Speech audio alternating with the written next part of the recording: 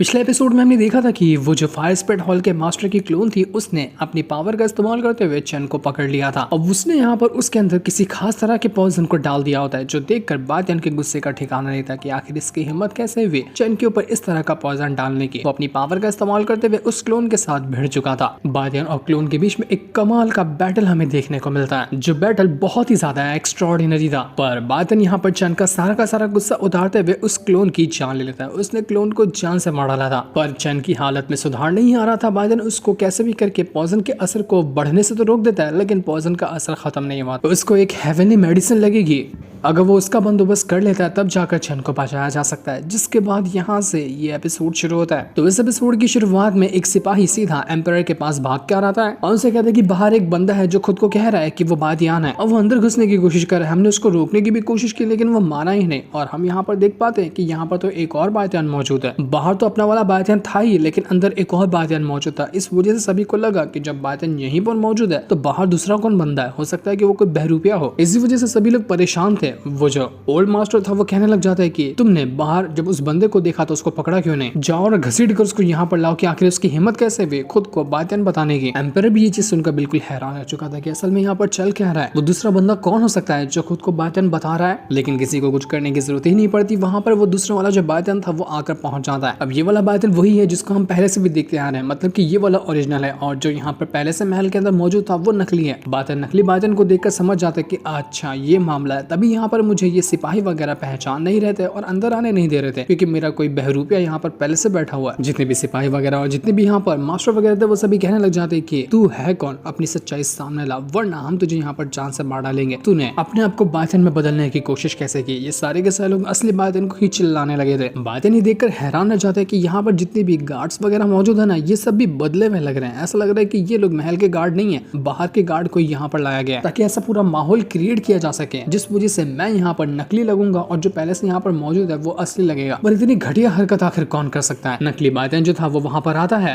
और कहने लग जाता है कि क्या तू फायर स्प्रेड हॉल से है क्या, जो यहाँ पर आकर गड़बड़ी करना चाहता है। ये सुनते साथ ही ओरिजिनल जो बातियान था वो कहने लग जाता है कि इसने अपने मुंह से फायर स्प्रेड हॉल का नाम लिया, इसका मतलब कि ये जो आया है ना नकली बातियान वो भी फायर स्प्रेड हॉल से ही होगा। वहीं के लोग इतनी बुरी हरकत कर सकते हैं। बातियान यहाँ पर सोचने लग जाता है कि मुझे कोई ना कोई तरीका ढूंढना पड़ेगा ताकि मैं ये साबित कर सकूं कि जो मेरे सामने खड़ा है वो नकली है और मैं असली हूँ, वरना मामला यहाँ पर बहुत ज्यादा बिगड़ जाएगा। नकली बातियान एम्पायर से कहना चाहता है कि एम्पायर ये कोई घुसपैठिया है, हमें यहाँ पर इसको और ज्यादा टाइम तक जिंदा रहने देना चाहिए, इसको मारने का ऑर्डर दिया जाए ताकि मैं यहाँ पर इसकी जान ले सकूं, क्योंकि अगर हमने इसको जिंदा छोड़ा तो ये आगे चलकर हमारे लिए बहुत बड़ी मुसीबत बन सकता है। तो ये सुनकर एम्पायर को भी कुछ पल के लिए शक होने लगता है कि क्या सच में बातियान कभी उससे परमिशन लेता है क्या किसी की जान लेने की।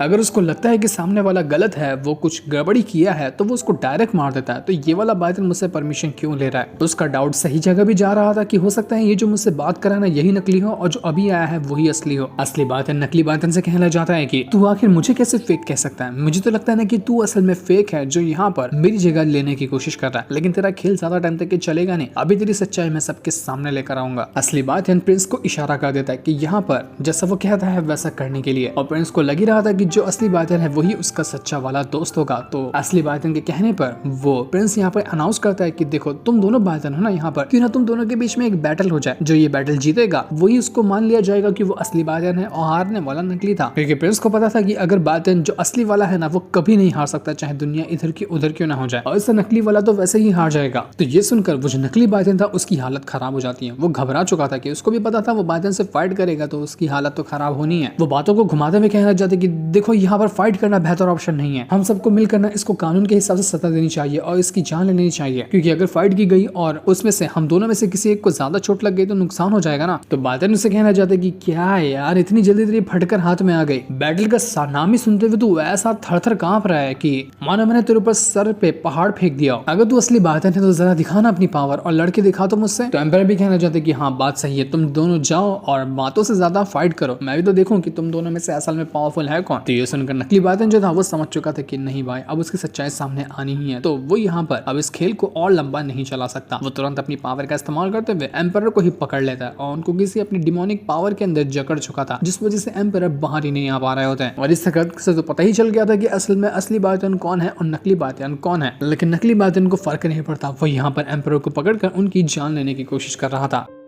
प्रिंस वगैरह जब एम्परर को बचाने के लिए जाते हैं तो उस नकली बातिन के साथ आए हुए जो बंदे थे, जो सिपाही का रूप लेकर यहाँ पर रह रहे थे, वो लोग यहाँ पर प्रिंस से फाइट करना शुरू कर देते हैं ताकि वो कुछ भी गड़बड़ ना कर सके। नकली बातिन असली वाले से कहने लग जाता है कि अगर तू चाहता है कि मैं यहाँ पर इस एम्परर की जान बख्श दूं और इसको जिंदा छोड़ दूं, तो जरा मेरे सामने झुक और मेरे सामने झुकते हुए मुझसे माफी मांग। अगर तू मेरे सामने अपनी नाक रगड़ता है ना, तो मैं यहाँ पर इस एम्परर की जान बख्श दूंगा, वरना ये मरेगा, वो भी बहुत तड़पा तड़पा कर मारूंगा उसको। तो बातिन नकली वाले से कहने लग जाता है कि यार तुझे एक बात पता होनी चाहिए कि जिंदगी में आज तक के जिसने भी मुझसे कहा है ना कि मैं उसके सामने झुकूं, वो दोबारा कभी दिखाई ही नहीं दिया, और आज वही हाल तेरा भी होगा। तूने जब मुझे यहाँ पर झुकने कहा है ना, तो तेरे को ऐसा झुकाऊंगा कि कभी तू दिखेगा ही नहीं। तो ये सुनकर वो नकली बातिन एम्परर को और ज्यादा तकलीफ दे रहा था। वो अपनी पकड़ को और तेज करता जाता है और अगर जल्दी कुछ नहीं किया गया तो जकड़ने की वजह से एम्परर की जान तक जा सकती है, बड़ी बेरहमी की मौत उनको मिलेगी। तो बातिन की नजर तुरंत जाती है छोटू ड्रैगन के ऊपर, जो अपनी पावर को एक्टिवेट करते हुए तैयार था, बस उसको मौका चाहिए था अटैक करने का। तो बातिन के दिमाग में मस्त एक आइडिया आता है। वो यहाँ पर उस नकली बातिन से कहना चाहता है कि ठीक है, मैं झुकने के लिए तैयार हूँ, मैं तुम्हारे सामने माफी मांगूंगा। तो ये सुनकर नकली बातिन की खुशी का ठिकाना नहीं था कि अरे वाह, देखो महान बातिन मेरे सामने झुककर माफी मांगने को तैयार है, मेरा तो जलवा छा जाएगा पूरी दुनिया में। प्रिंस भी यहाँ पर बातिन को रोकने की कोशिश करता है कि बातिन तुम्हें ऐसा नहीं करना चाहिए, तुम आखिर क्यों झुकोगे इस नकली इंसान के सामने। पर बातिन की तो ये सिर्फ एक महज चाल थी। जैसे वो झुक रहा था, वो यहाँ पर बस कुछ टाइम के लिए नकली वाले का ध्यान भटकाना चाह रहा था, और जैसे उसका ध्यान भटका, पीछे से तुरंत आकर पहुंच जाता है छोटू ड्रैगन, जो नकली वाले बातिन के ऊपर अटैक करते हुए उसके चुंगल से एम्परर को बचा लेता है। एम्परर यहाँ पर बच चुके थे, जो देखकर नकली वाले बातिन के गुस्से का ठिकाना नहीं रहता। वो कहने लग जाते कि तूने ये करके अच्छा नहीं किया, छोड़ूंगा नहीं मैं तुझे, सबको जान से मार डालूंगा। तो बातिन तुरंत यहाँ पर अपनी सोल सप्रेसिंग टेक्निक का इस्तेमाल करता है ताकि ये जितने भी लोग यहाँ पर मौजूद है उन सभी को कंट्रोल कर सके, जान सके कि असल में इनके शरीर के अंदर जो चीज मौजूद है वो है क्या, आखिर किसके लिए ये लोग काम करते हैं जो यहाँ पर आए हैं। बातिन अपनी और ज्यादा पावर का इस्तेमाल करते हुए उस नकली बातिन के ऊपर अटैक करने की कोशिश कर रहा था, लेकिन नकली वाला बातिन भी यहाँ पर उसके ऊपर अटैक करना शुरू कर देता है। दोनों तरफ से एक कमाल का बैटल शुरू हो चुका था। प्रिंस और एम्परर वगैरह जो थे वो असली वाले बातिन के साइड आ जाते हैं ताकि वो दोनों मिलकर इस नकली वाले की वाट लगा सके। नकली बातिन कहता है कि असली वाले से कि बातिन तू आज बचेगा नहीं, आज तेरी मौत लिखी जा चुकी, मैं ही मारूंगा तुझे, बहुत हो गया तेरा। तुझे क्या लगता है कि तू यहाँ पर इतना स्ट्रॉन्ग है कि मेरा मुकाबला कर लेगा? नहीं, मैंने यहाँ पर पहले से तेरी फील्डिंग सेट करके रखी है, ऐसे खाली हाथ नहीं आया, पूरी तैयारी के साथ आया और इसलिए तू यहाँ पर बचेगा नहीं। तो बातिन यहाँ पर उस नकली वाले से कहने लग जाता है कि मेरे ख्याल में लगता है ना तेरी बातों से, तेरे बात करने के तरीके से, कि तू असल में वही फायर स्पिरिट हॉल की मास्टर है, या तू ये होगी या फिर तेरा कोई चमचा होगा जो मेरा रूप लेकर यहाँ पर आया हुआ है। अगर तेरे अंदर इतना ही जिगर है कि तू यहाँ पर मुझे हरा सकता है, तो अपनी फायर स्पिरिट हॉल की मास्टर से बोलना कि वही यहाँ पर आए और मेरा एक बाल तक भागा करके दिखाए। अगर वो भी यहाँ पर आ जाती है ना, तो मैं उसकी भी जान लेने को तैयार हूँ। तो नकली बातिन कहने लग जाता है कि उसकी कोई जरूरत नहीं पड़ेगी, फायर स्पिरिट हॉल की मास्टर को यहाँ पर आने की कोई जरूरत नहीं है, मैं उससे पहले तेरा खेल खत्म कर देने वाला हूँ। वो तुरंत अपनी पावर का इस्तेमाल करते हुए किसी खास तरह के स्टोन को बाहर निकालता है और जैसे उसने उसको बाहर निकाला था, वहां पर एक फॉर्मेशन तैयार होने लगता है, जो फॉर्मेशन बहुत ज्यादा स्ट्रॉन्ग था, इतना स्ट्रॉन्ग कि पूरा महल उसके ऑरा से ही हिलने लग जाता है। किसी को समझ नहीं आता कि असल में ये हो क्या रहा है, ये किस तरह का फॉर्मेशन नकली वाला बातिन एक्टिवेट करना चाहता है। एम्परर बातिन से कहता है कि बातिन जरा संभल के, ये फॉर्मेशन मुझे ठीक नहीं लग रहा, तुम्हें इससे अपने आप को बचाना होगा। नकली बातिन अपने साथियों से कहता है कि खड़े खड़े मेरा मुंह क्या देख रहे हो, मैं यहाँ पर इस फॉर्मेशन को तैयार कर रहा हूँ, तब तक कि तुम जाओ और जितने भी यहाँ पर लोग मौजूद है ना, सबको जान से मारने की कोशिश करो, एक को भी मत छोड़ना, सबको मार डालना। तो ये सुनते साथ ही प्रिंस और एम्परर दोनों जो थे वो तुरंत अपनी पावर का इस्तेमाल करते हुए उस नकली बातिन के साथी वगैरह के ऊपर अटैक करना शुरू कर देते हैं, और तब तक ये बातिन जो था वो उस नकली बातिन से फाइट करने लग जाता है। नकली बातिन अपने फॉर्मेशन के अंदर से एक से बढ़कर एक अटैक बाहर निकालता है और उसका फॉर्मेशन था ही बड़ा खतरनाक, उसके अंदर से पावर बाहर निकलकर बातिन के ऊपर अटैक करने की कोशिश कर रही थी, लेकिन बातिन उस फॉर्मेशन के अटैक से खुद को बचाता और उस फॉर्मेशन को डिस्ट्रॉय करने में लगा हुआ था। लेकिन ये करना इतना ईजी नहीं था, फॉर्मेशन को रोकना बहुत ज्यादा मुश्किल नजर आ रहा होता है। तब यहाँ पर एम्परर और प्रिंस भी बातिन की हेल्प करने के लिए पहुंच जाते हैं। वो दोनों भी यहाँ पर फॉर्मेशन को डिस्ट्रॉय करने में लग चुके थे, पर इन तीनों की पावर मिलाकर भी वो फॉर्मेशन डिस्ट्रॉय ही नहीं हो रहा था। न जाने किस तरह का फॉर्मेशन था, और अगर ये एक्टिवेट पूरी तरह से हो जाता है तो इसका नतीजा क्या होगा ये भी किसी को नहीं पता। देखते ही देखते वो फॉर्मेशन अपने पीक पर जा चुका था और उसके अंदर से बहुत ही भयंकर पावर बाहर निकल कर आने लग जाती है। जैसे जैसे वो पावर बाहर निकल कर आ रही थी, वो पावर सीधा का सीधा वो जो दोनों उसके साथी यहाँ पर आए हुए थे उनके अंदर जाने लग जाती है, और जैसे जैसे ये हो रहा था उनकी पावर बढ़ने लगी थी, मानो वो अपना ब्रेक थ्रू कर रहे हो। ये फॉर्मेशन यहाँ पर तैयार हो रहा था, उसका ऑरा ही वो किसी को भी ब्रेक थ्रू करवाने का लायक था, जिस वजह से उसके साथी ने अपना ब्रेक थ्रू किया और अपनी पावर का इस्तेमाल करते हुए वो प्रिंस और एम्परर के ऊपर अटैक कर रहे थे। इसके बाद वो नकली वाला बातिन पूरा का पूरा फॉर्मेशन ही पटकने की कोशिश करता है बातिन के ऊपर, ताकि उसके नीचे ही दबाकर वो बातिन को खत्म कर दे। लेकिन बातिन तुरंत अपनी जायंट स्पिरिट को समन करता है और उसकी मदद से वो उस बड़े वाले फॉर्मेशन को रोके हुए था ताकि फॉर्मेशन नीचे ना जाए, क्योंकि वो फॉर्मेशन नीचे आया तो बातेन को दबाते साथ ही पूरा सब कुछ महल वहल सब डिस्ट्रॉय कर देगा। बातेन पूरी अपनी जान लगा देता ताकि किसी भी हालत में वो इस फॉर्मेशन को रोक सके, लेकिन ये करना इतना ईजी नहीं था। फॉर्मेशन इतना स्ट्रॉन्ग था कि बातेन की भी एक पल के लिए हालत खराब होने लगती है। वो उस फॉर्मेशन को ज्यादा टाइम तक के रोक भी नहीं पा रहा था।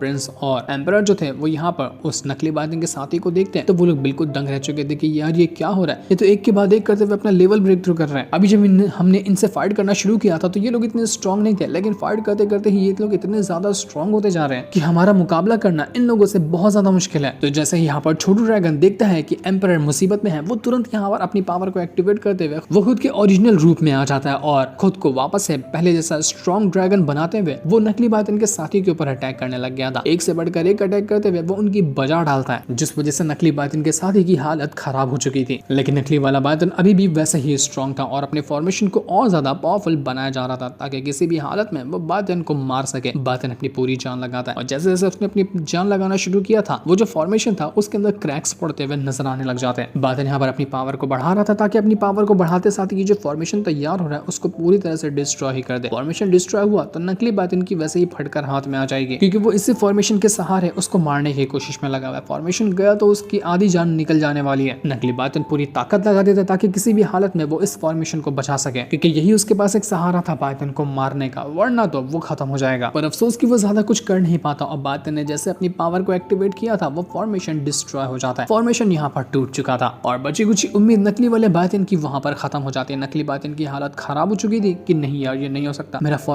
फॉर्मेशन टूट गया, अब ये बातिन मुझे छोड़ेगा नहीं। तो बातिन कहता है कि हाँ ब्रो बिल्कुल सही कहा, मैं तुझे बिल्कुल नहीं छोड़ने वाला हूं, तो तू अब मरने के लिए तैयार हो जा। बातिन तुरंत अपनी पावर का इस्तेमाल करता है और अपनी पावर का इस्तेमाल करते हुए अपनी ब्रोकन स्वॉर्ड को समन कर चुका था। अपनी ब्रोकन स्वॉर्ड की पावर को एक्टिवेट करते हुए वो एक अटैक देने के लिए तैयार था। जैसे ही वो ब्रोकन स्वॉर्ड का अटैक जाकर लगता है उस नकली बातिन की हालत पूरी तरह से खराब हो चुकी थी। वो उस अटैक को यहाँ पर रोक ही नहीं पा रहा था और अटैक लगने की वजह से वो दूर जाकर फेंका जाता है। तब हम देख पाते हैं कि उस नकली बातिन के अंदर भी उसी फायर स्पिरिट हॉल की जो मास्टर है उसके सोल का एक क्लोन मौजूद था और यही यहाँ पर आया था खुद को बातिन बनाते हुए ताकि बातिन की जान ले सके। पर पिछले वाले क्लोन की भी वाट लगा कर रख दी थी बातिन ने, तो इस वाले क्लोन को वो कैसे छोड़ सकता है, इसकी भी उसने धज्जियां उड़ा कर रख दिया। इस वजह से ये वाला क्लोन भी मारा जा चुका था। बातिन को लगता है कि चलो ये क्लोन भी गया, पर ये फायर स्पिरिट हॉल के मास्टर अपने क्लोन को तब तक भेजते रहेगी जब तक मैं उसकी जान नहीं लेता। नाक में दम करके रख दिया उसने। अब लगता है कि सीधा फायर स्पिरिट हॉल के मास्टर की ही जान लेनी पड़ेगी, तब जाकर मुझे सुकून मिलेगा, वरना तो ये मुझे ऐसे ही परेशान करते रहेगी। तो यहाँ पर एक जोरदार आवाज आती है और वहां पर वो फायर स्पिरिट हॉल की मास्टर खुद आकर पहुंच चुकी थी, जो बातिन से कहती है कि क्यों बातिन तुमने मुझे याद किया, तुम याद करो अब मैं यहाँ पर ना हूँ, ऐसा कैसे हो सकता है, मेरी जान मैं तुम्हारे लिए हाजिर हूँ ताकि तुम्हारी जान ले सकूं, तो आ जाओ, क्या अपनी जान मुझे देने के लिए तैयार हो तुम। इस बार तो लगता है कि बातिन उस फायर स्पिरिट हॉल की मास्टर को नहीं छोड़ेगा, वो उसको खत्म ही कर देगा। जिस दिन को दिखाते साथ ही ये वाला एपिसोड यहीं पर एंड हो जाता है। Thanks for watching.